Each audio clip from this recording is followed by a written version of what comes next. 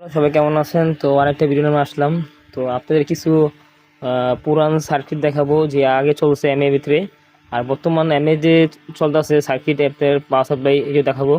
তারপর দেখেন এই যে আপনার রয়েছে আপনার পুরানা, এই দেখতে পাচ্ছেন যে পুরানা সার্কিটটা, এটা খুব ভাই এটি সহজে নষ্ট হলে অ্যাভেলেবেল ঠিক করা যায়, বুঝছেন। বেশি কি নষ্ট হলে আপনার আইসি নষ্ট হয়। এই ছোটো আপনি আইসি দেখতেছেন যে এই ছোটো আইসি লাগি, এই সাউন্ড আইসি লাগি, এটা বিডির আইসি, তো এটি আপনি সহজে নষ্ট হয়, বুঝছেন। এই নষ্ট হলে আপনি ঠিক করা যায়।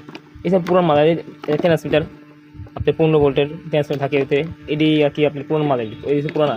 আর আপডেট বেড়েছে ভাই, দেখেন আপডেট এই আপনার এসে এই এসে আপডেট বেড়াইছে আপনার এটি।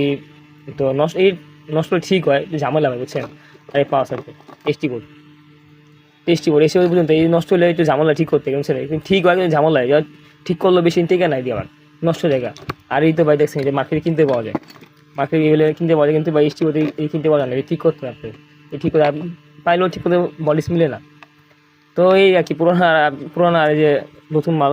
তো আপনারা দেখেন এরকম অসংখ্য ভিডিও আমি ইনশাআল্লাহ দিব, আপনারা সবাই পাশে থাকবেন। আসসালামু আলাইকুম।